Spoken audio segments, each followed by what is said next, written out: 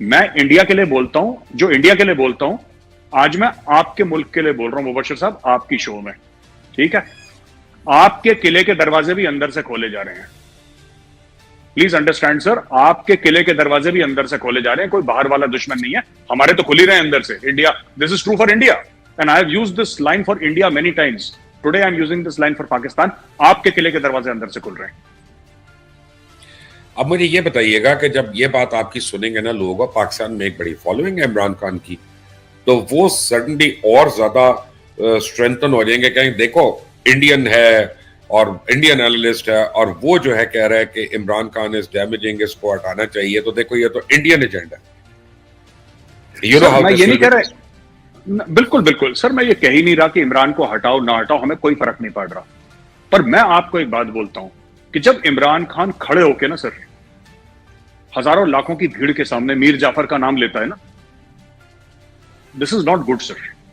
और मुबश्शिर साहब, why is it not good, मैं बता रहा हूं। देखिए, बाद में कहना कि मैं तो शहबाज शरीफ के लिए बोल रहा था, सर हम दूध पीते बच्चे नहीं है, हमने भी थोड़ी बहुत पढ़ाई हमने भी करी है, we also know a little bit if not so much as Khan साहब। देखिए साहब, ऐसा है, साफ सीधी बात है, मैं आपको ब्लंट वर्ड्स में बोल दूं, ठीक है, पाकिस्तानी फौज मेरे लिए दुश्मन फौज है और पाकिस्तानी फौज का सरबरा मेरे लिए दुश्मन फौज का सरबरा है, जैसे कि इंडियन आर्मी किसी के लिए दुश्मन फौज है, जनरल मनोज पांडे उसके लिए दुश्मन फौज का सरबरा है। ठीक है जी, लाइन ऑफ, बेशक, और लाइन ऑफ कंट्रोल पे अगर सीज फायर ना हो तो इंडियन सोल्जर पाकिस्तानी को मारेगा, पाकिस्तानी इधर गोली मारेगा, इसमें कोई शक नहीं है sir. But the fact of the matter is that the army chief of any country, India, Pakistan, US, UK, China, the army chief is an institution sir, you have no business abusing the army chief. मैं खुद नहीं करता, मैं daily Pakistani army की तनकीद करता हूं sir, मैं डेली क्रिटिसाइज करता हूं, but have I ever said anything about, because sir एक रेड लाइन होती है, you cannot cross that red line, आप नहीं कह सकते।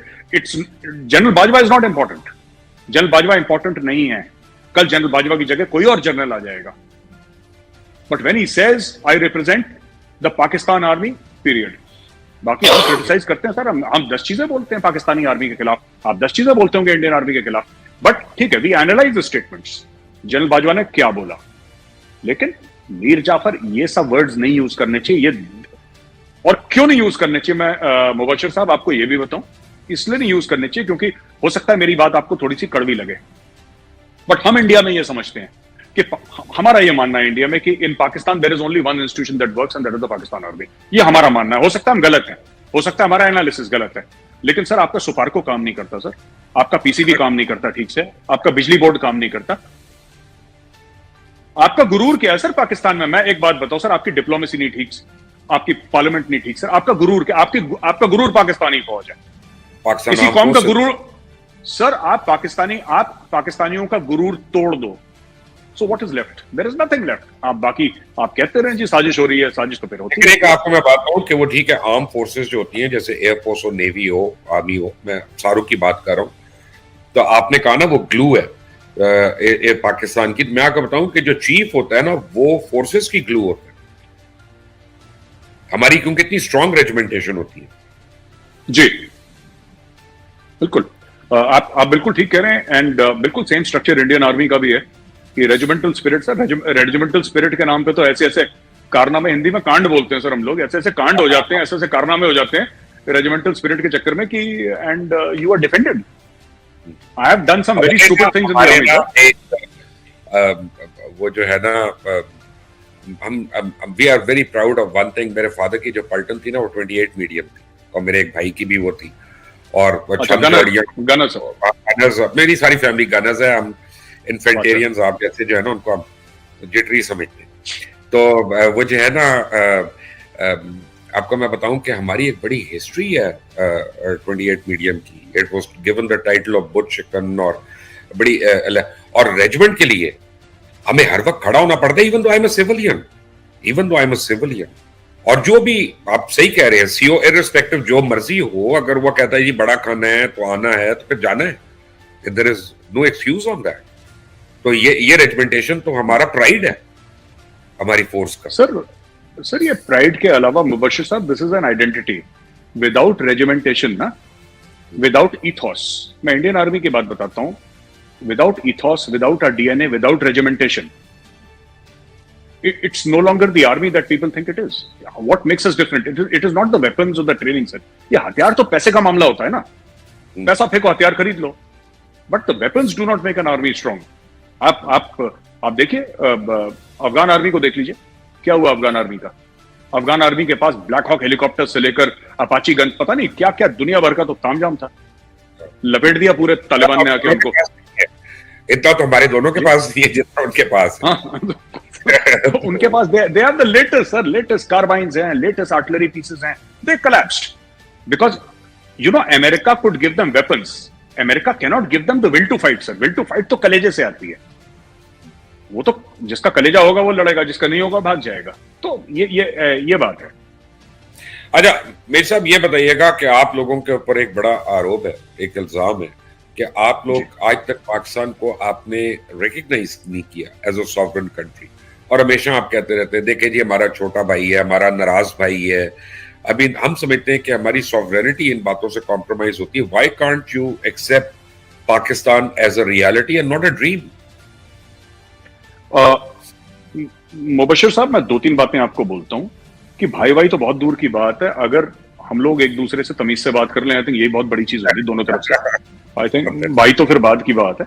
दूसरी चीज देखिए ना, मैं आपको 2-3 चीजें बताता हूं कि ये ऐसी बात नहीं है.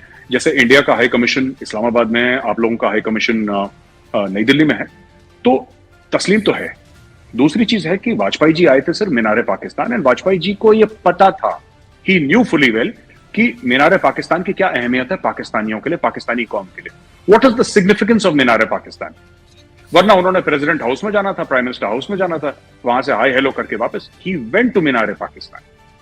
वो गए उस वक्त मीनार पाकिस्तान, और मीनार पाकिस्तान जाके ये तस्लीम ही करना हुआ ना सर कि हम अब किस तरीके से तस्लीम करते हैं. मैं तो देखिए, Pakistan is a sovereign state, मैं ऑन रिकॉर्ड कहता हूं Pakistan is a sovereign state. India recognises Pakistan is a sovereign state and vice versa. अब वो लोग, मैं बताता हूं आपको, मैं बताता चक्कर क्या है, मैं माफ कीजिएगा मैं बीच में आपके बोल रहा हूं. एक्चुअली क्या है कि अ लॉट ऑफ पीपल, बहुत सारे लोग जो पार्टीशन के वक्त जो पाकिस्तान से इंडिया आए, ठीक है साहब, स्पेशली पीपल फ्रॉम पंजाब, इनका बड़ा इमोशनल कनेक्ट है लाहौर से, रावलपिंडी से, सियालकोट से, गुजरांवाला से. हुई है ना उसमें, आप देखें जो फिजिकल डिवीजन पंजाब की हुई है.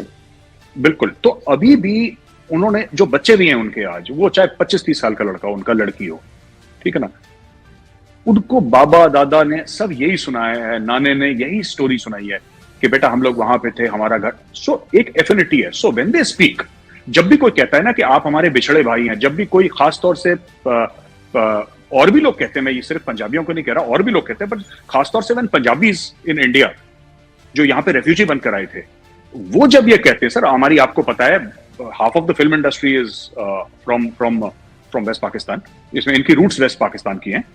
तो जब ये बंदे ये कहते हैं ना कि वी वांट टू, जब ये कहते हैं हमारा बिछड़ा भाई है, दे से it not from a geopolitical और डिप्लोमेटिक सेंस, दे से it from an emotional sense. क्योंकि इन्होंने अपने दादा से वही सुना है कि हम उनके साथ, ये हमारे वो होता था, ये अब्दुल होता था, रहीम होता था, हम उसके साथ क्रिकेट खेलते. उन्होंने यही स्टोरी सुनी है. फिर हमारी लड़ाई हो गई, मेरा भाई मुझसे गुस्सा हो गया. You know when they hear such stories, this is what they are repeating. उनका ये मतलब नहीं है कि पाकिस्तान को तस्लीम नहीं करते, उनका ये मतलब है कि हमने ये परिवार में, अपने खानदान में यही कहानी सुनी. So they are telling you the same story that they heard. अब उस बच्चे ने तो 30 साल का है सर, उसने तो कभी वो गया भी नहीं पाकिस्तान, बट उसने सुना ये है.